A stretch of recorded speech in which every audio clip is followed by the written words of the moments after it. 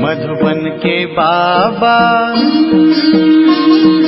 मधुबन के बाबा मुरली वाले, आपका क्या कहना, आपका क्या कहना। ओम शांति। आज 21 सितंबर 2022 के साकार मधुर महावाक्य हैं। आज मीठे मीठे बाप दादा बोले, मीठे बच्चे, बाप गरीब निवास, तुम गरीब बच्चे ही बाप से ज्ञान की मुट्ठी ले साहूकार बनते हो। बाप तुम्हें आप समान बनाते हैं। बाबा ने कहा, मीठे बच्चे, बाप है गरीब निवास, तुम गरीब बच्चे ही बाप से ज्ञान की मुट्ठी ले साहूकार बनते हो। बाप तुम्हें आप समान बनाते हैं। बाबा ने आज प्रश्न पूछा कि असुरों के विघ्न जो गाए हुए हैं वह इस रुद्र यज्ञ में कैसे पड़ते रहते हैं। और उत्तर में बाबा समझाते कि मनुष्य तो समझते हैं कि असुरों ने शायद यज्ञ में गोबर आदि का किचड़ा डाला होगा, परंतु ऐसा नहीं है। यहाँ जब किसी बच्चे को अहंकार आता है, कोई ग्रहचारी बैठती है तो जैसे किचड़ा बरसने लगता है।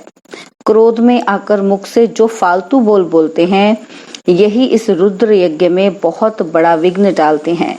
कई बच्चे संग दोष में आकर अपना खाना खराब कर देते हैं। माया थप्पड़ मार इंसॉल्वेंट बना देती है। ओम शांति। याद में बैठे हो तो जैसे योग में बैठे हो। हर एक जानते हैं कि हमको तमो प्रधान से सतो प्रधान बनना है। यह है गुप्त मेहनत, इसमें कोई बड़ाई की बात नहीं। बाप कितना निरहंकारी रहते हैं, जिसमें प्रवेश करते हैं वह भी कितना निरहंकारी है। प्रजापिता ब्रह्मा के कितने ढेर बच्चे हैं। चलन कितनी साधारण है, जैसे घर में बड़ा बाबा चलते हैं। निराकार के लिए भी कहा जाता है निरहंकारी है। गुप्त है ना, इनको यह नहीं रहता कि हमारा शो हो, भपके से सबको पता पड़े। भपके से नाम तो होता है ना। बाप कहते हैं ये सब रस्म रिवाज कलयुगी देह अभिमानियों की है। यहाँ तो शांत में आते जाते हैं। बाबा तो हमेशा कहते हैं कि स्टेशन पर भी कोई ना आवे, कोई हंगामा नहीं। बाप कहते हैं मुझे गुप्त ही रहने दो, इसमें ही मजा है। बड़े भपके वालों को, बड़े आदमी को मारने में भी देरी नहीं करते। बाबा तो है ऊंच ते ऊंच, चलन गरीब से गरीब चलते हैं। बाप गरीब निवास है ना, गरीबों से ही मिलने आते हैं। साहूकार लोग तो नामी ग्रामी मनुष्यों से ही मिलते हैं। इनको तो गरीब ही प्यारे लगते हैं, गरीबों पर ही तरस पड़ता है। तो बाप गरीबों पर तरस खाते हैं, ज्ञान की मुट्ठी भर देते हैं तो तुम साहूकार बनो। साहूकारों का ठहरना मुश्किल है, दरकार ही नहीं है इस ज्ञान मार्ग में। गवर्नमेंट को तो धनवान लोग बहुत मदद करते हैं ना, नामी ग्रामी है ना, वहां तो बहुत दान करने वालों का नाम अखबार में निकाला जाता है। और यहाँ गरीब दान करते हैं तो अखबारों में डालना चाहिए। चावल की मुट्ठी देकर फिर महल ले लेते हैं। बाप गरीब निवाज गाया हुआ है, सबसे मिलते जुलते रहते हैं। बड़ा आदमी मसाला बेचने वालों से मिलेगा ही नहीं। यहाँ तो है ही गरीब, उन्हों को ही साहूकार बनाना है। बाप तो है गुप्त, गरीब ही बाप से अपना वर्षा कल्प पहले मुआफिक ले लेंगे। ड्रामा में नूद ही है, साहूकार तो बलि चढ़ न सके। हाँ, इनको कोई वारिस बनाए तो कमाल कर दिखावे। किनको? शिव बाबा को। बाबा कहते शिव बाबा को कोई वारिस बनाए तो कमाल कर दिखावे। बाप कहते हैं कि मैं आता ही हूँ साधारण तन में। गाया हुआ है निराकार निरहंकारी। गाते भी है ना कि गोदरी में करतार। देखो बाबा ठंडी में गोदरी में आकर बैठते हैं ना। पतित पावन बाप को कोई जानते नहीं है। बाबा बैठकर समझाते हैं कि हे भारतवासी बच्चों, तुमको स्वर्ग का मालिक किसने बनाया। लक्ष्मी नारायण के चित्र भी यहाँ रखे हैं। यहाँ तुम अविनाशी ज्ञान रत्न प्राप्त कर और दान करते हो, तन मन धन सब समर्पण करते हो, तो इसका एवजा मिलना चाहिए। अज्ञान काल में भी बहुत दान करने वाले बड़े आदमियों पास जन्म लेते हैं। यहाँ तुम बाप के आगे सरेंडर करते हो तो पिछाड़ी में जो साहूकार बनते हैं उनके पास जाकर जन्म लेते हैं। फिर तुम वहां महल मड़ियां बनाएंगे। दुनिया तो यही होगी। बैकुंठ कोई छत में थोड़ी रखा है। पूछो तुम्हारा बाप कहाँ गया? कहेंगे काशीवास किया और मुक्ति को पाया, अर्थात स्वर्ग सिधारा। परंतु अब तुम समझते हो कि मुक्ति, जीवन मुक्ति किसी को मिली नहीं है। सब यहाँ ही आते जाते हैं। कर्मों अनुसार एक शरीर छोड़ दूसरा लेते हैं। बाप कर्म अकर्म विकर्म की गति समझाते हैं। रावण राज्य में जो भी कर्म मनुष्य करते हैं वह विकर्म बन जाते हैं। बालिग अवस्था में ही हिसाब किताब बनता है। छोटे बच्चे का कुछ जवा नहीं होता है। बच्चा बड़ा होता है तो उनको माँ बाप काम कटारी पर चढ़ा देते हैं। यह भी कर्म विकर्म हुआ। वहाँ माया का राज्य ही नहीं, यह एक भी मनुष्य जानते नहीं। तुम बच्चों को बाप देही अभिमानी बनना सिखलाते हैं और कोई सत्संग में ऐसे नहीं कहेंगे कि तुम्हारी आत्मा में सारा पार्ट बजाने की नूंद है। आत्मा शरीर छोड़ दूसरा ले पार्ट बजाती है। आत्मा ही कानों से सुनती है। अब तुमको सेल्फ रियलाइजेशन कराया है। हम आत्मा ही 84 जन्म लेते हैं। आत्मा को अब निश्चय हुआ है कि देह अभिमान खत्म। पहला अवगुण ही यह है। देह अभिमान आने से ही और विकार चटकते हैं। तो अब देही अभिमानी बनना है। बाबा हम आत्माएं बस आई कि आई, 84 जन्म पूरे किए हैं। ड्रामा अब पूरा हुआ। अब हमको नया जन्म मिलेगा। खुशी होनी चाहिए ना। सर्प खल छोड़ता है फिर नहीं लेता है। सन्यासी यह मिसाल दे नहीं सकते। यहाँ तुम भी नई खाल लेने के पहले पुरानी छोड़ते हो। फिर वहाँ हर जन्म में आप ही पुरानी खाल छोड़ नई ले लेते हो। बच्चे समझते हैं कि अब हम यह पुरानी खाल छोड़ घर जाएंगे और फिर स्वर्ग में समय पर पुराना शरीर छोड़ दूसरा लेते रहेंगे। सर्प तो बहुत बार खाल उतारता है। तुमको तो यहाँ प्रैक्टिस कराई जाती है। यह 84 जन्मों की सड़ी हुई खाल है। इनको श्याम कहा जाता है। चमड़ी काली तो आत्मा भी काली है।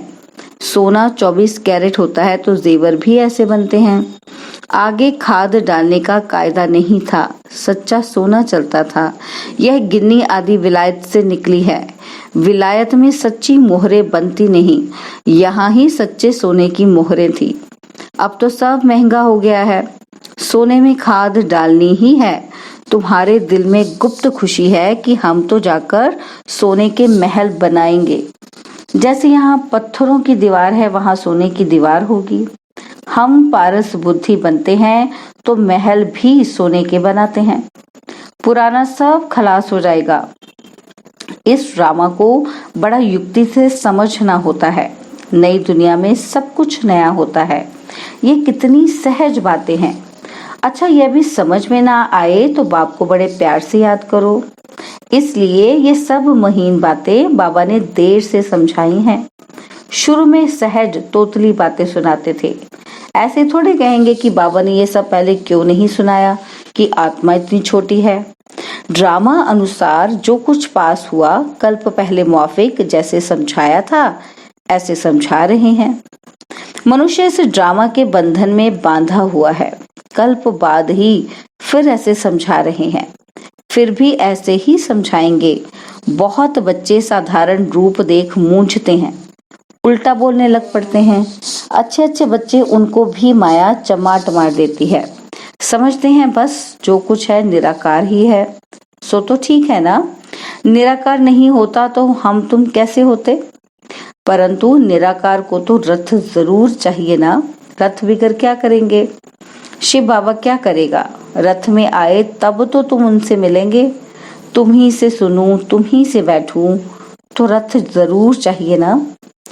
अच्छा, साकार बिगर निराकार को याद कर दिखाओ। क्या तुमको ज्ञान प्रेरणा से मिलेगा। फिर मेरे पास आए ही क्यों हो। यह बाबा भी कहता है कि वर्षा तो शिव बाबा से लेना है और शिव बाबा कहते हैं कि मैं इस साधारण तन में बैठ पढ़ाता हूँ। पढ़ाई तो जरूर चाहिए ना। बहुत अच्छे अच्छे बच्चों का माथा ही फिर जाता है। 2-4 सेंटर खोलते हैं तो बस अहंकार आ जाता है, फिर उल्टा बोलते रहते हैं।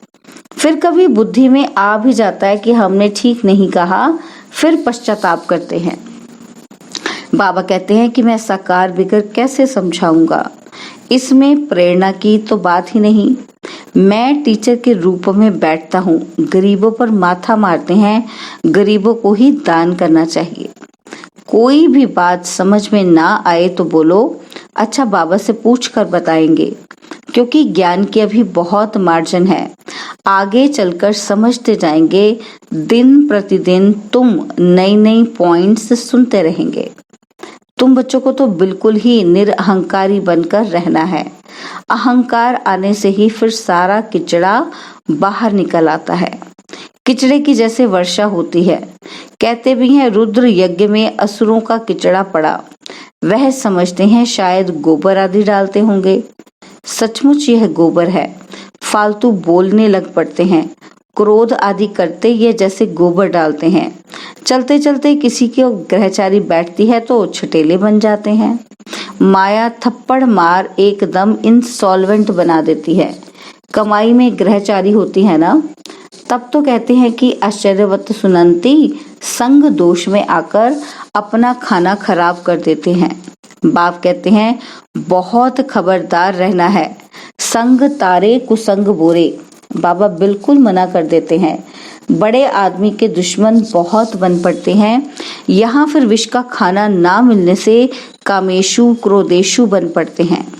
बस हम इनको मारेंगे। बाप तो कहते हैं काम तो तुम्हारा दुश्मन है। तुम पावन देवी देवता थे, अभी कहते हो कि हम पतित दुखी हैं। बाबा कहते हैं इस ज्ञान यज्ञ में असुरों के विघ्न बहुत पड़ेंगे, शुरू से ही पढ़ते आए हैं। मुख्य है ही पवित्रता की बात। तुम पुकारते भी हो कि हे पतित पावन आओ, तो अब आए हैं, पावन बनाते हैं। फिर क्यों पतित बनना चाहते हो? विकारों पर ही शुरू से झगड़ा चलता है। बच्चियां भी कहती हैं कि हमको तो बाप से वर्षा जरूर लेना है, कुछ भी हो जाए। बाप क्या करेगा? मारेगा ना। लड़ाई में कितने मरते हैं, तुमको कोई मार नहीं डालेगा।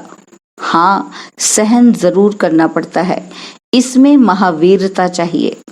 शिव शक्ति का गायन तुम्हारा ही है। आदि देव को महावीर कहते हैं, परंतु अर्थ थोड़ी समझते हैं। अब तुम समझते हो कि माया पर जीत पाते हैं और दूसरों को माया जीत बनाते हैं। देलवाड़ा मंदिर में जगत अम्बा भी बैठी है, कोठरियों में बच्चियां भी बैठी हैं। महावीर बच्चे सब ब्राह्मण ब्राह्मणियां ठहरे। तुम्हारी बुद्धि में कितना राज है, हूबहू तुम्हारा ही यादगार है। लक्ष्मी नारायण का मंदिर भी यादगार है। गांधी की वर्सी मनाते हैं, यह किया, टैगोर ऐसा था, अच्छा काम करते थे। कितनी बड़ी बड़ी जीवन कहानियां लिखी हुई हैं, कितने वॉल्यूम्स हैं। यहाँ तुम्हारी बुद्धि ही बड़ा वॉल्यूम है। सारी सृष्टि के आदि मध्य अंत का राज तुम्हारी बुद्धि में है। बुद्धि में ही ज्ञान की धारणा होती है। किनकी बुद्धि विशाल है और किनकी कम है, नंबर है ना। यह है नई नॉलेज जो बाप के सिवाय कोई सुना नहीं सकते। इस बाप पर बलि चढ़ने से तुमको स्वर्ग का मालिक बना देते हैं। बेहद का बाप पतित दुनिया, पतित शरीर में आकर बच्चों के लिए कितनी मेहनत करते हैं, तो जरूर बच्चों को बलि चढ़ना पड़े। वह शिव बाबा तो है ही निराकार, दाता है ना। कहते हैं कि शिव बाबा हम आपको पैसे भेज देते हैं मकान बनाने के लिए। तो बाबा क्या कहते हैं, मैं तो निराकार हूँ, तो जरूर ब्रह्मा द्वारा ही बनवाऊंगा। डायरेक्शन देता हूँ तुम्हारे लिए बनावे। हम तो आए हैं थोड़े समय के लिए, फिर निर्वाण धाम चले जाएंगे। कितना प्यार से बैठ समझाते हैं, कितनी सहज बात है। देह सहित देह के सब संबंध त्याग, एक बाप को याद करो। चाहे तो स्वराज्य पाओ, चाहे प्रजापत पाओ, तुम्हारे पुरुषार्थ पर है। एक एक राजा रानी के पास प्रजा कितनी लाखों के अंदाज में आती है। यह ज्ञान तो ढेर सुनेंगे। आप समान बनाने की मेहनत करनी है, पावन यहाँ बनना है। तुम जानते हो पतित पावन बाप आया हुआ है, कल्प पहले मुआफिक हमको समझा रहे हैं। बाबा ने राज्य दिलाया था, रावण ने छीन लिया। हार कैसे हुई है, फिर जीतना कैसे है, यह भी बुद्धि में है। बहुत बच्चे ये भूल जाते हैं, माया नाक से पकड़ लेती है। सेकंड में जीवन मुक्ति पाते हैं, फिर झट जीवन बंद भी हो जाते हैं। देरी नहीं करते। बाप कहते हैं बच्चे खबरदार रहो, तुम रूप बसंत बन सदा मुख से रत्न ही निकालो। किचड़ा सुनना भी नहीं चाहिए। समझो हमारा ये दुश्मन है। ज्ञान के सिवाय और सब बातें सुनना इविल है। अच्छा, मीठे मीठे सिकिलदे बच्चों प्रति माता पिता बाप दादा का याद प्यार और गुड मॉर्निंग। रूहानी बाप की रूहानी बच्चों को नमस्ते। हम रूहानी बच्चों की रूहानी बाप दादाजी को दिलवा जान सिकवा प्रेम से नमस्ते। ओम शांति। प्यारे बाबा, मीठे बाबा, मेरे बाबा, शुक्रिया बाबा, शुक्रिया बाबा, शुक्रिया बाबा। धारणा के लिए मुख्य सार है। पहला पॉइंट है, पहला अवगुण जो देह अभिमान का है उसे निकालकर पूरा पूरा देही अभिमानी बनना है। सेकंड पॉइंट, अविनाशी ज्ञान धन जो बाप से मिल रहा है उसका दान करना है। बाप समान निरहंकारी बनना है, मुख से रत्न निकालने हैं, ईविल बातें नहीं सुननी है। बाबा ने वरदान दिया, रहम की भावना को इमर्ज कर दुख दर्द की दुनिया को परिवर्तन करने वाले मास्टर मर्सीफुल भव। रहम की भावना को इमर्ज कर दुख दर्द की दुनिया को परिवर्तन करने वाले मास्टर मर्सीफुल भव। प्रकृति की हलचल में जब आत्माएं चिल्लाती हैं, मर्सी और रहम मांगती हैं, तो अपने मर्सीफुल स्वरूप को इमर्ज कर उनकी पुकार सुनो। दुख दर्द की दुनिया को परिवर्तन करने के लिए स्वयं को संपन्न बनाओ। परिवर्तन की शुभ भावना को तीव्र करो। आपके संपन्न बनने से यह दुख की दुनिया संपन्न हो जाएगी। जब आप संपन्न बन जाओगे तो दुख की दुनिया क्या हो जाएगी? समाप्त हो जाएगी। इसलिए स्वयं प्रति चाहे सर्व आत्माओं के प्रति रहम की भावना इमर्ज करो। जहाँ रहम होगा वहाँ तेरा मेरा की हलचल नहीं होगी। स्लोगन है, ज्ञान और योग के दोनों पंख मजबूत हों तब उड़ती कला का अनुभव कर सकेंगे। ज्ञान और योग के दोनों पंख मजबूत हों तब उड़ती कला का अनुभव कर सकेंगे। ओम शांति। और अब यह एक बहुत अच्छी वीडियो भी जरूर देखें।